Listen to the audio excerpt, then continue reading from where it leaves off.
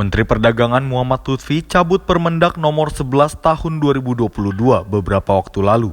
Hasilnya stok minyak goreng kemasan premium maupun eceran kembali normal dengan harga Rp23.000 hingga Rp25.000. Atas persoalan itu, Wakil Ketua DPR Rahmat Gobel mengatakan bahwa pemerintah harus melakukan evaluasi terkait peraturan yang sebelumnya telah dikeluarkan. Dirinya juga menghimbau kepada pemerintah untuk meningkatkan pengawasan di sektor pangan dan bahan pokok menjelang bulan puasa. Persoalan yang utama itu ada di peraturan pemerintah sendiri. Nah, misalnya kalau ibu-ibu misalnya, dia mau juga pedagang usaha kecil. Dia mau ambil untung, dia beli banyak, terus nanti ditunggu dijual. Ya kan? Ya itu namanya orang mau cari untung gitu. Indonesia ini orang lagi susah cari pekerjaan. Sulit dia dapat pekerjaan. Jadi ada peluang pekerjaan, dia mau kerja, dia mau ambil untung. Pemerintah harus evaluasi. Apakah itu sudah tepat atau tidak? Pemerintah harus mengevaluasi kembali. Karena apa? Minyak yang di masyarakat yang minyak curah. Itu para pedagang itu kan kita mesti perhatikan. Mereka sekarang sudah punya alat untuk mempacking. Dia buat aja bisa jadi itu jadi minyak premium, minyak kemasan. Ya, namanya orang mau cari untung. Makanya kita lihat apakah minyak curah itu ada di pasar atau tidak.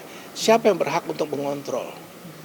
Nah, saya kira di sini adalah pemerintah, dalam hal ini Kementerian Perdagangan, badan ada bagian pengawasan, ada badan perlindungan konsumen dan lain sebagainya. Ada bank. Nah, itu harus turun ke lapangan semua, melihat. Gitu. Dan sebetulnya bisa diatur, mungkin yang enggak gitu. Di sisi lain, mitra Kementerian Perdagangan di DPR, yakni Komisi 6, resmi membentuk panitia kerja terkait permasalahan pangan, terutama minyak goreng. Panja Pangan dan Kebutuhan Pokok menjadi nama panitia kerja yang dipimpin oleh Wakil Ketua Komisi 6 DPR Muhammad Hekal. Saat ditemui tim Sinpo TV, Hekal mengatakan tujuan dibentuknya panja tersebut adalah untuk mengusut persoalan kelangkaan dan mahalnya harga bahan pokok, contohnya minyak goreng.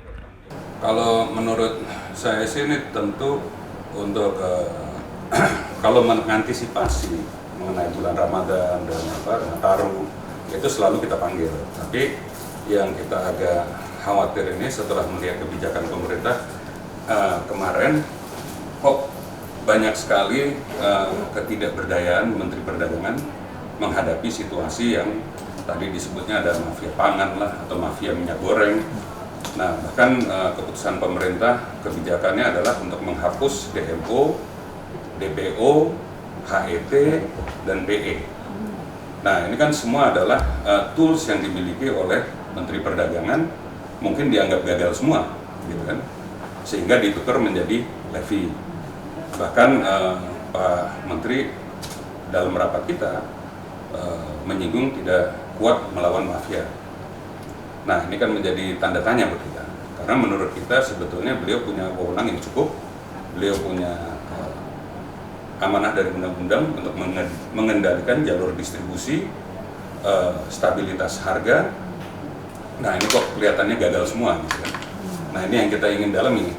Nah, apa yang bisa dilakukan oleh pemerintah untuk mengurangi beban masyarakat? Itu yang harus kita pikirkan, dan pengendaliannya ini kan leading sektornya ada di Menteri Perdagangan. Nah, kalau lihat kemarin, rasanya Menteri Perdagangan kok kurang berdaya. Nah, kita sebagai mitranya Menteri Perdagangan kan harus tahu kenapa kok dalam sekian bulan nggak bisa mengendalikan barang yang kita punya banyak. Dari Jakarta, Andi Rezaldi, Halida Galuh melaporkan untuk Sinpo TV.